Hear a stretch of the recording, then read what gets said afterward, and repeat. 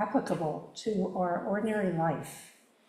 And I wanted to give you all a copy because you might want to perch it on your altar at home and keep it in mind. And they shine the light of attention and inquiry into our practice, into our ordinary practice, and are especially potent, well, they always are, but in this very materialist culture that we're part of. So I'll read through them first, and then what I wanted to do was just take up each one, and you may have some thoughts about it as well, and so we can have a little bit of interaction around this. So the first awakening is having few desires.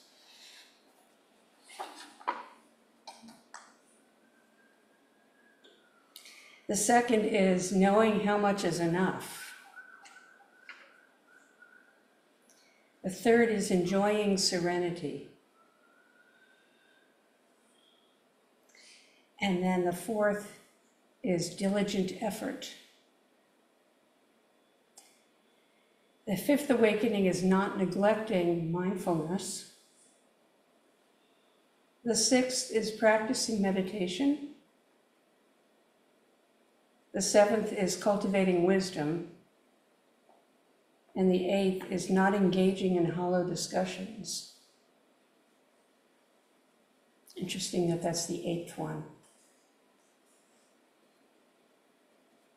So the first awakening is having few desires. In the Dhammapada, which are the short, pithy statements, sayings of the Buddha,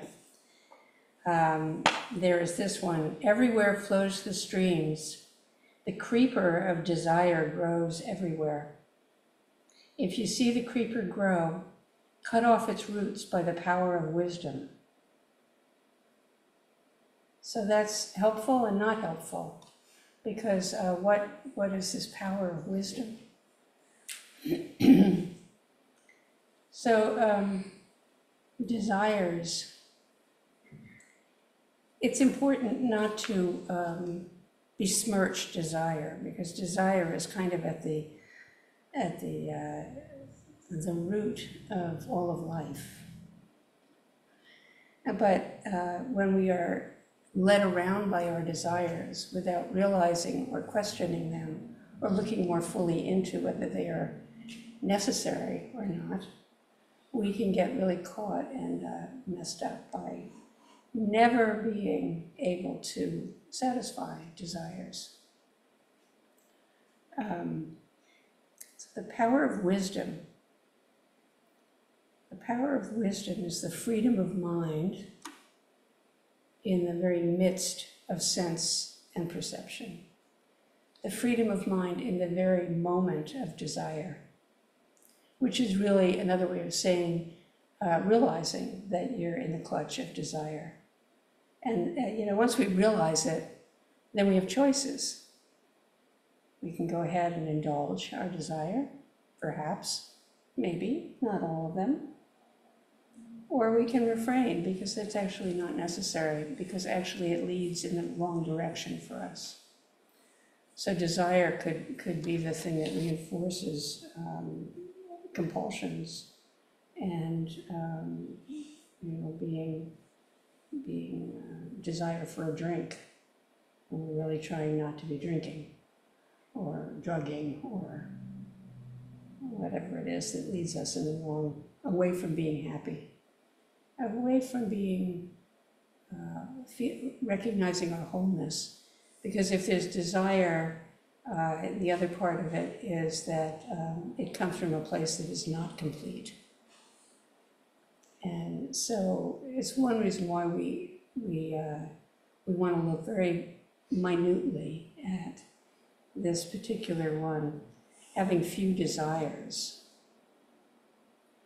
Having few desires. So that's a really terrific thing to decide you're going to work on this week. It's like, okay, let me just keep an eye on how desire functions in this week. What unfolds? What is moved by this. The Tao Te Ching says, do what is difficult when it is easy. Do what is difficult when it is easy. That's a terrific motto, because really, if you're trying to change a habit, an automatic behavior, if you can pick it up right at the beginning of the thought, you can make a choice and make a different choice and refrain if that's what you're trying to do. But if you can't interrupt it when it's easy, so like if you're trying to stop drinking and you say, oh, I'll just have one and then I'll not have any more. Well, you've missed the chance of doing what's difficult when it's easy. It gets more and more difficult the more we follow the trail of the desire. And the Tao Te Ching also says, free from desire, you realize the mystery. Caught in desire, you see only the manifestations.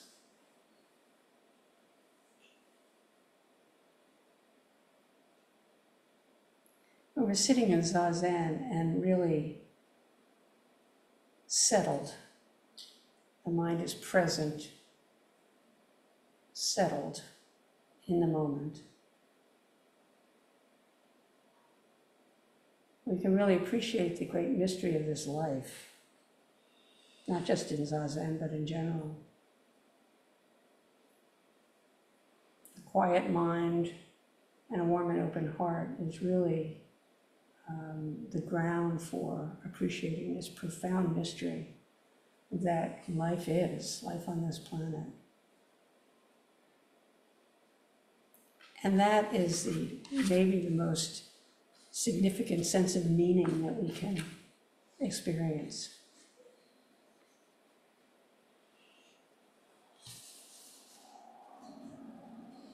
So having few desires. Any comment or thought about that? Anything that is particularly challenging for you with that realization, having few desires? Feels like the first one is the hardest one.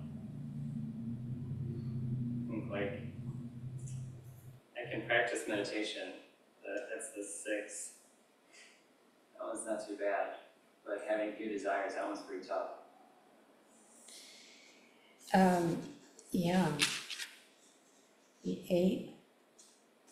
So this is the title of this is, well, one of the translations is the 8 awakenings of great beings, but the other is the 8 realizations of great beings. And so realizing having few desires is challenging. Making that real. I don't think they're ranked by difficultness. Well, each of us may decide that there are different rankings. You know, not engaging in hollow discussion may be the most difficult thing for some people.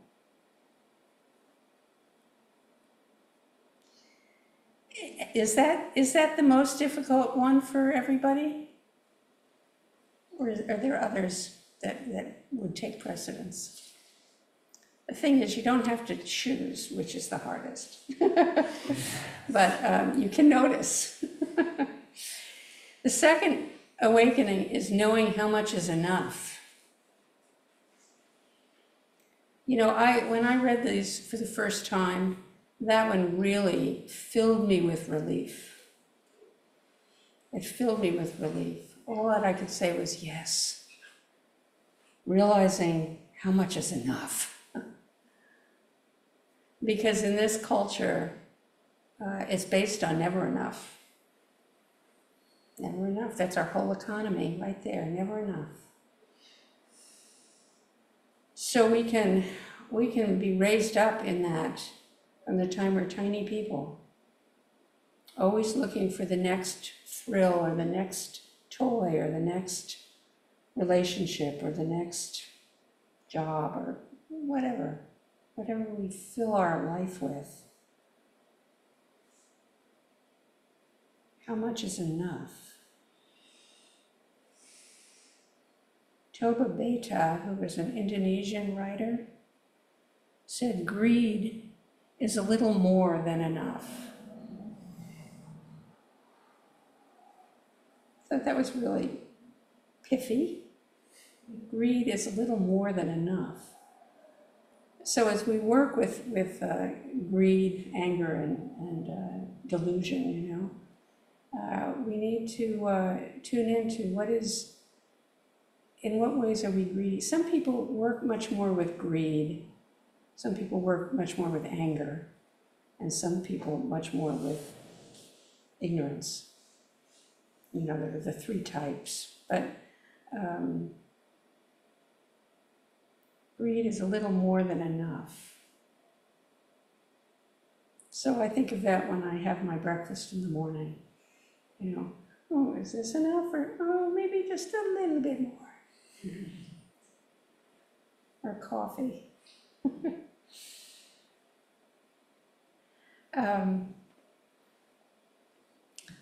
The Dhammapada said, let us live most happily possessing nothing. Let us feed on joy like the radiant gods.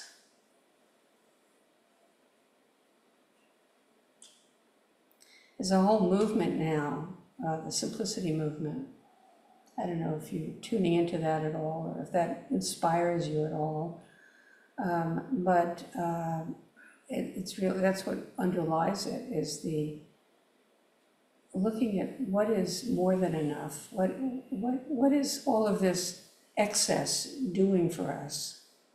When we have more than enough, we have to track a lot. And I don't know about you, but one of the sweet parts of the Dharma path is letting go of all kinds of things that seem so necessary and they actually aren't. And life simplifies. One of the challenges in meditation and Zazen is being simple. The self can gather so much to maintain, to have to present in the world. Or we can just drop it all and be simple. I mean, you can think about doing that. You can work with that. Showing up just as we are. Letting go of anything that's added on that we think we have to present in order to feel okay or complete. Thich Nhat Hanh said, a long time ago I was at a session with him and he was talking about cultivating contentment. And he said it's probably the most revolutionary teaching he could offer in this world is to cultivate contentment. What is it to be content? Do you have an experience of contentment? You might even take that on in Zazen if you get really caught in inner activity and turmoil, just to say, let me just practice being content right now. Just content.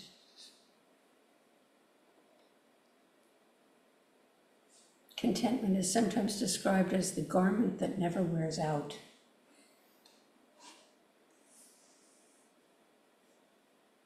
So how much is enough? Does that bring up anything for any of you that you'd like to share? How much is enough?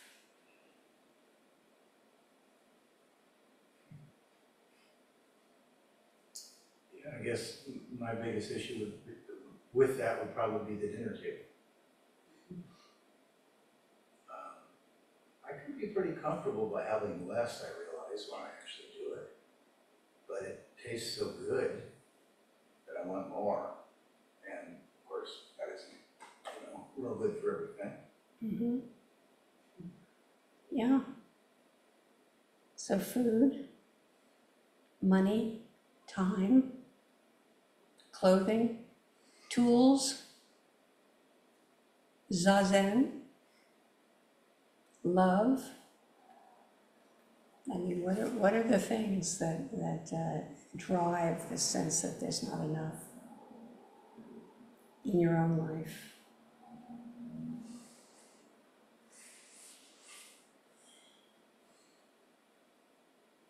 I think achievement is an interesting one. Achievement.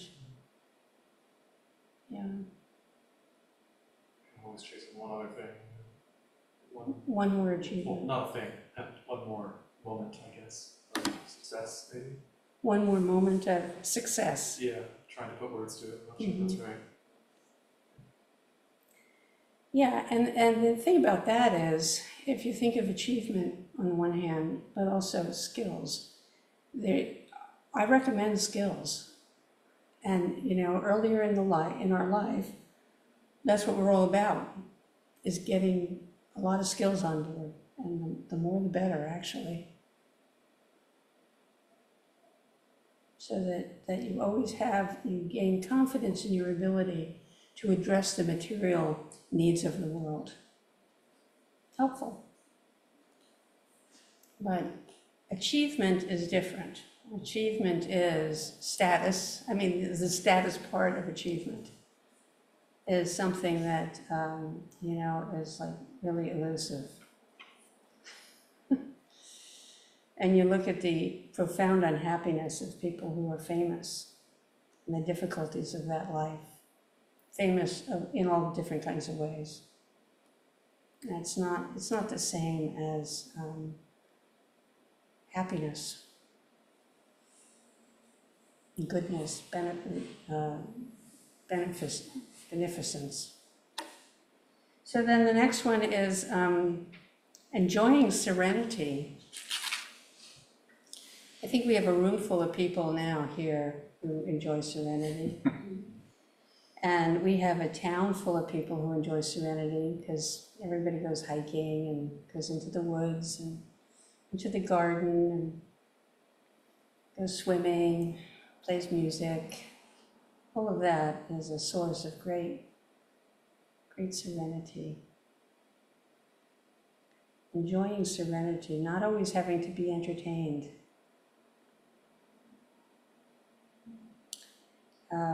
The Dhammapada, having imbibed the flavor of solitude and the flavor of tranquility, one becomes free from fear and free from evil, drinking the juice of delight in truth.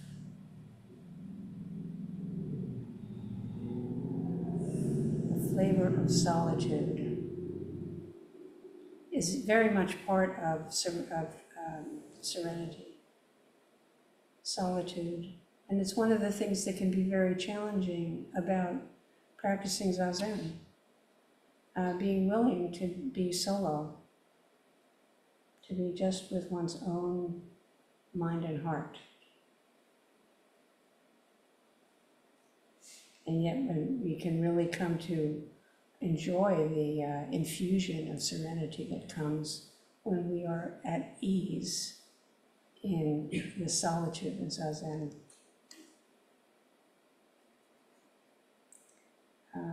So the Tao Te Ching says, thus the master travels all day without leaving home. However splendid the views, she stays serenely in herself.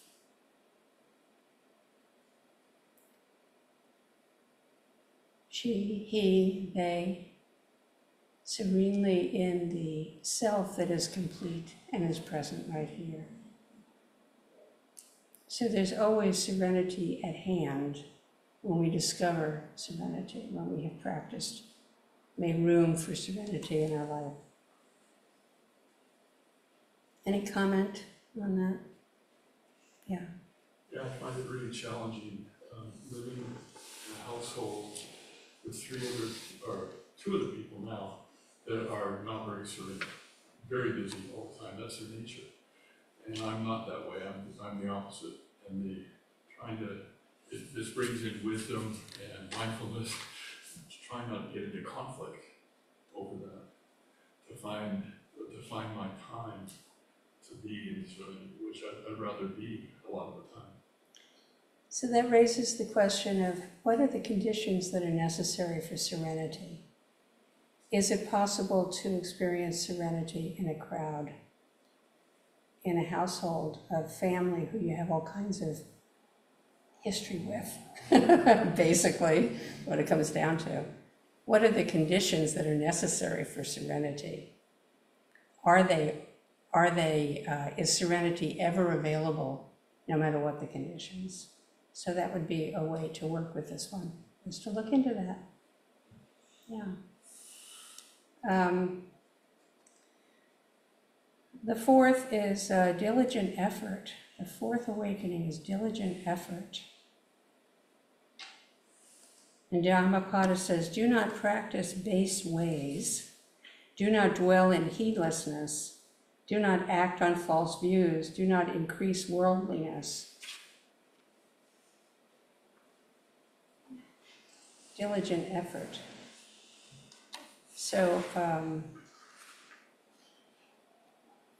how do you experience diligent effort in Zazen?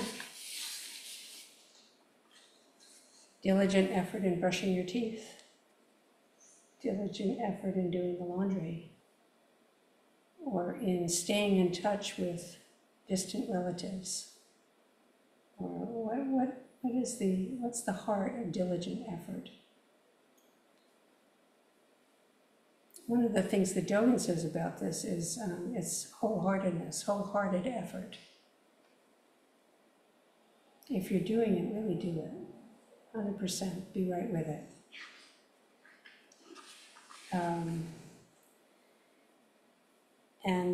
Diligent effort is also one of the perfections. So we always can notice at any moment how much effort we're expending.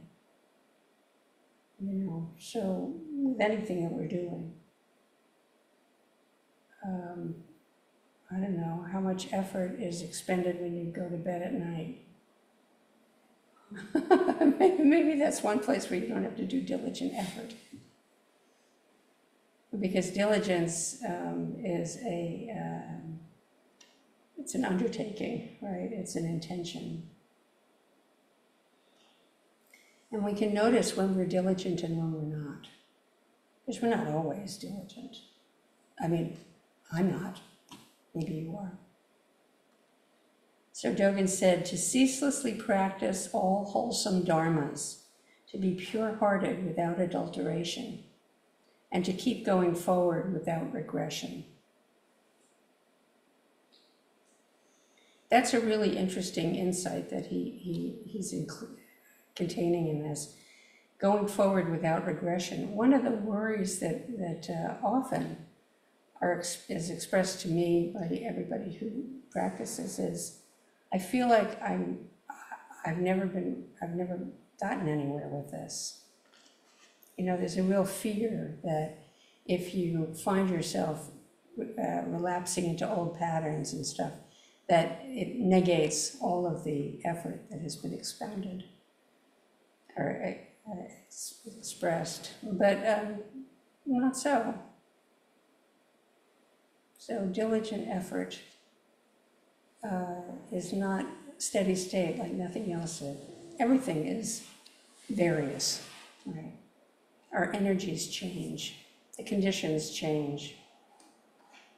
Buddha said, monks, if you make diligent effort, nothing is difficult.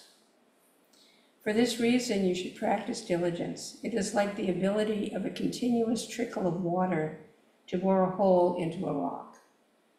If the mind of a practitioner often becomes lazy and slacks off from practice, it's like when a person is making a fire by twirling a wooden stick and then stops before it becomes hot. Although the person wishes to make a fire, it's not possible. So this brings up the middle way, that we continue, we persist, steady effort with breaks. But it's one of the reasons why sesshin is really helpful and important.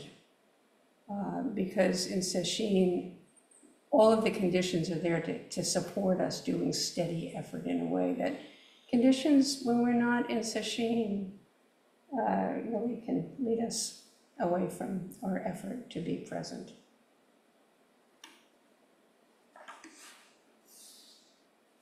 So, diligent effort. Anybody have a comment about diligence that you'd like to offer?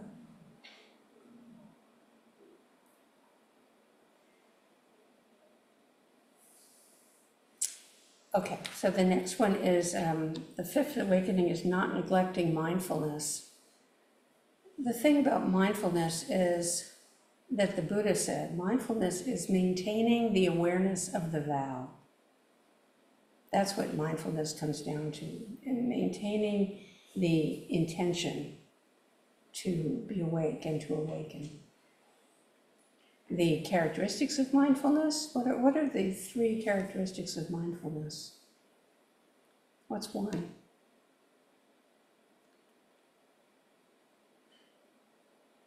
Present moment. Non-judgmental. Non-judgmental. And includes everything. Nothing's left out. So that's an important one, that very often as we're kind of getting clearer about what practice involves, it's not letting anything be disallowed or not there to be looked at. You know, we begin to do something and we mess up. Then that's the practice. It's like, oh, so what is the messing up? What's involved there?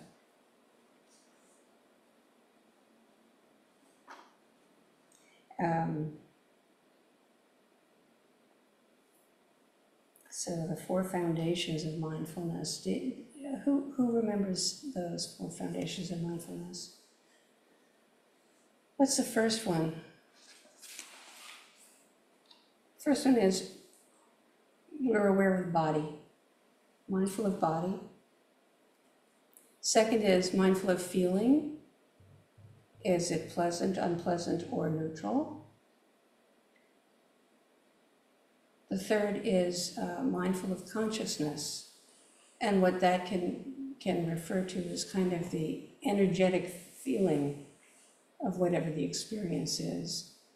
Restless, calm, expansive, tight, anything like that is the third foundation of mindfulness. And then the fourth is the content. So thought, intention, impulse, belief, emotion, anything that fills us up. That's the narrative that's running our machine. That's the fourth of the four foundations of mindfulness. So anytime you run into an issue in your life, it's really helpful. You know, you're having a hard time, you begin with, okay, where is this in the body? Where do I feel this disappointment? Is it in my heart, in my stomach, my feet?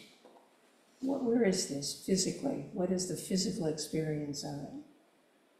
And the second is it pleasant, unpleasant, or neutral? Disappointment. Well, it can be pretty unpleasant, but if our script in life is that everybody's going to disappoint me, there can be something pleasant when we're disappointed, because our expectation is being met, right? So we always look at, you know, it doesn't have to be 100% anything, but we can just look at that. And the third is disappointment. What's the energy of disappointment? Well, it's kind of a draggy, slumpy energy. And then the story is, I thought it was going to be this way, and now it's not. And I'm really disappointed. Really disappointed in my life. I'm really disappointed in myself.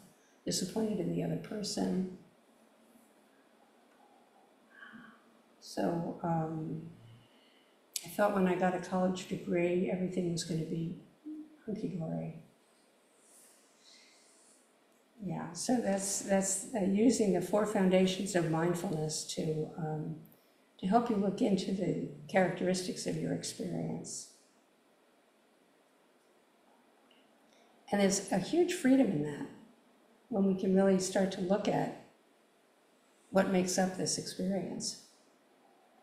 It lends us agency, right, in our life.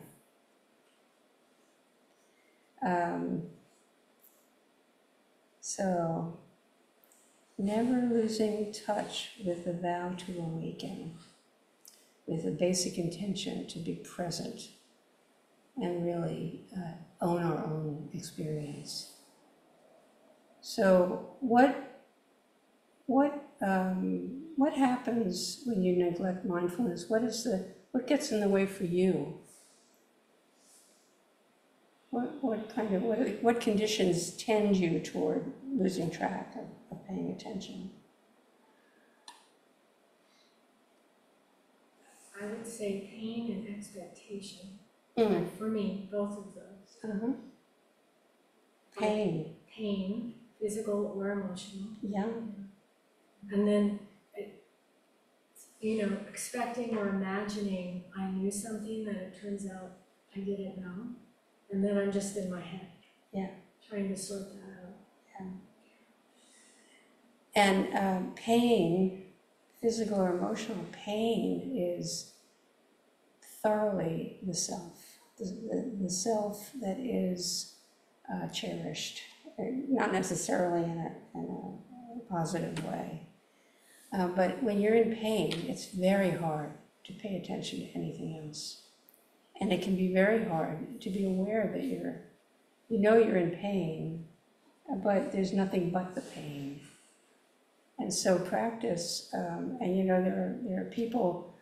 are a number of teachers who have suffered tremendous physical pain, and they give teachings about how to open the sense of experience wider than the pain. And that's recognizing that the self is much larger than the one that's caught in the pain. And it's also, pain is something to pay attention to. You really need to. If there's pain, you need to know the source of it, and if there's anything to be done.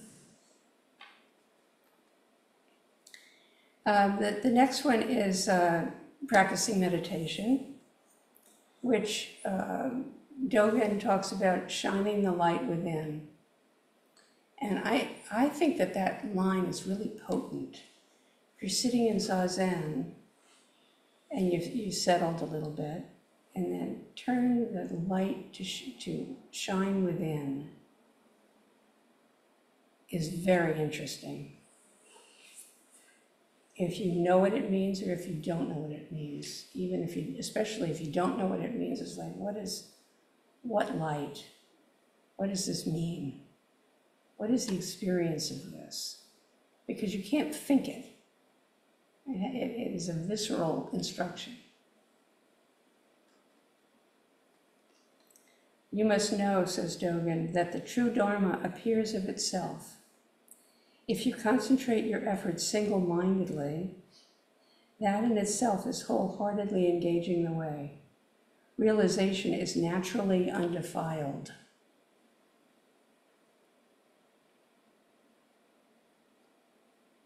Concentrating your efforts single-mindedly. That's a really straightforward instruction. Turning the light to shine within. You can't do that half-heartedly. You know what I mean? It's just when you work with that particular thing, you really have to gather your full attention and look at, well, who's shining the light? What is this light? What is within? And what's not within? All of those curiosities come from this. And the Tao Te Ching talks about this. A good traveler has no fixed plans and is not intent upon arriving. Well, that's good, because that also applies to turning the light to face within, practicing meditation. There's no thing to get. There's no thing to experience particularly. It's pure inquiry, pure allowing.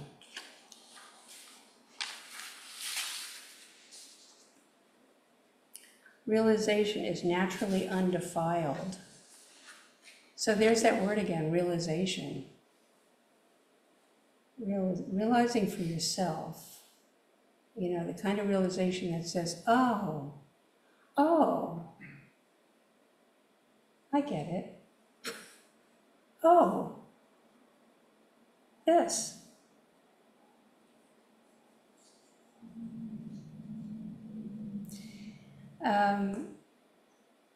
Any comments before we go to the 7th?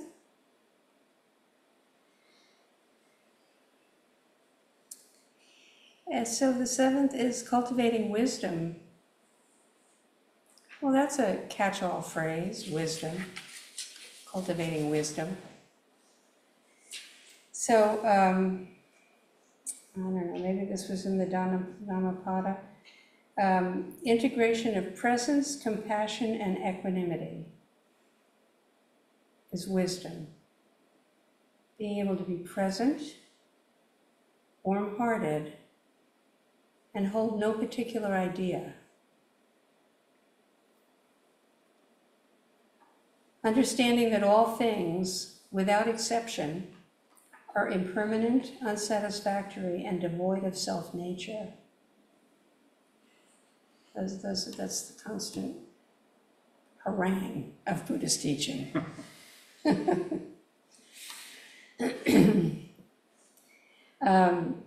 And finding freedom in the fact that this is how things are. If we think we're going to find freedom from something other that is not impermanent, unsatisfactory, or devoid of self-nature, we're going to be very disappointed. So finding freedom in the fact that this is how things are, which is why, we practice Zazen, because we sit there with how things are. And we see into ourselves that is having that experience of how things are. Let's see, I made a note here, Tao Te Ching, number 35. Let's see what I thought was going to be relevant.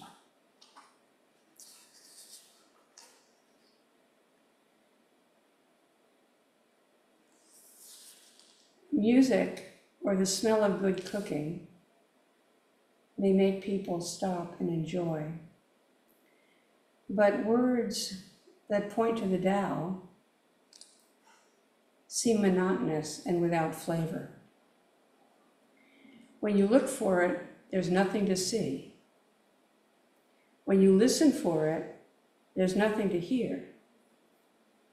When you use it, it is inexhaustible. It's that beautiful turning that always happens in Dharma teachings. It really is reinforcing this thing that everything is devoid of self-nature.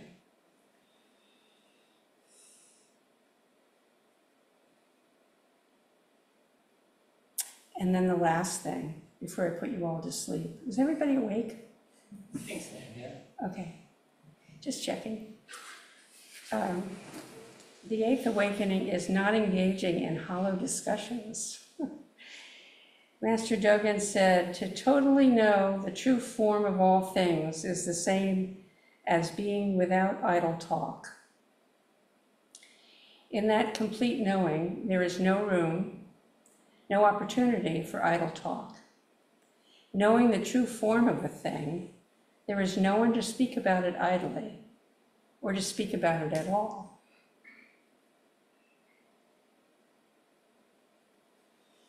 So, totally knowing the true form of all things is the same as being without idle talk.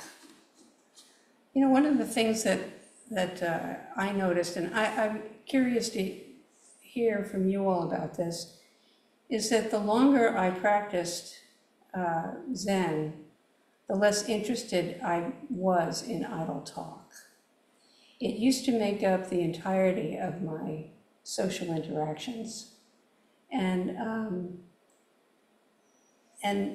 I just am not as interested. Sometimes, especially right after sesshin, you know, it's like, you just dive into anything idle. You're full of energy and you just want to taste the world again, the worldly world. But what about that? Have you noticed that you have less interest in idle talk, and why? Why is this part of the awakening of a great being? What's the problem with idle talk? Yeah. Oh, I don't know if I can answer that, but one thing that definitely comes to mind is also, I like the adjective idle is interesting. Like some years ago, there were topics that were not idle for me, and now they are, right? And so, and sometimes if I'm out in the world, it's like, I feel like I'm expected to do, you know, like in different cultures, you're expected to do linguistic small talk about certain topics, right? Like what's a thing here is a thing in Japan or whatever. Yeah. Yeah, sometimes I feel like I'm socially expected to like join in. Yeah. And it's like, oh, you know, a few years ago, I might have done so quite easily. And now it's like, it just isn't, like I don't have the energy for it. Don't have the energy for it.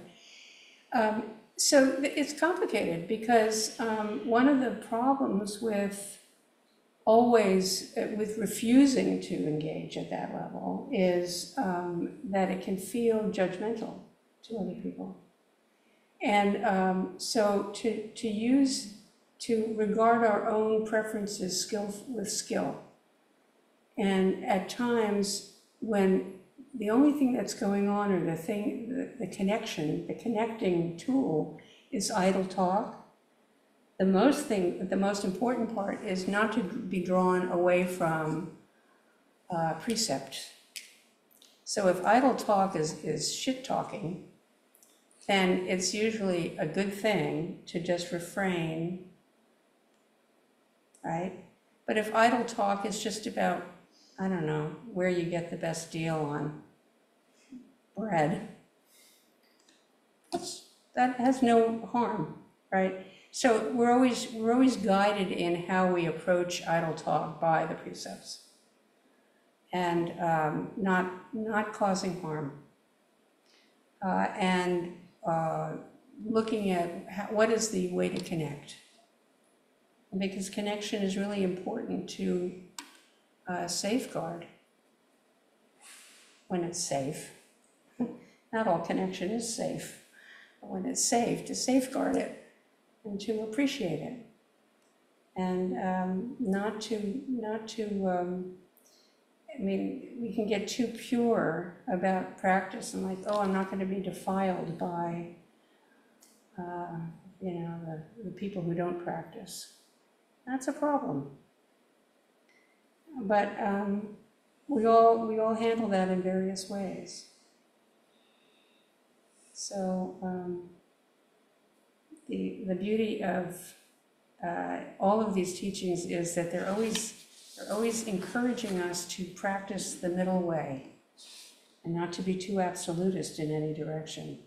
But these 8 awakenings are something that you can study and get really familiar with in your own unfolding daily life. I find them very helpful.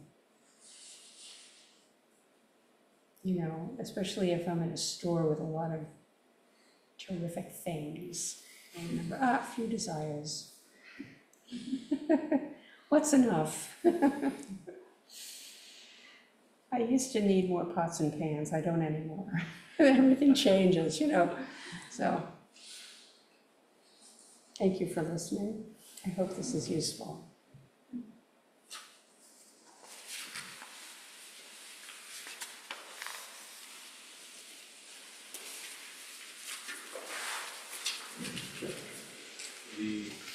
low-grade bodhisattva vows can be found on page 5 of your chant book.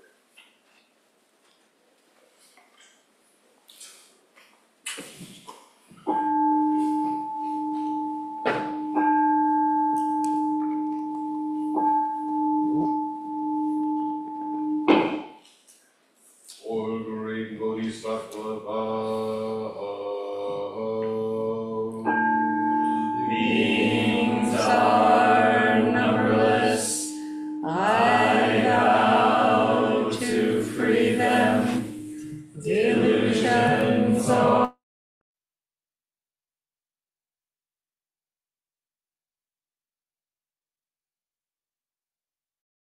hidden.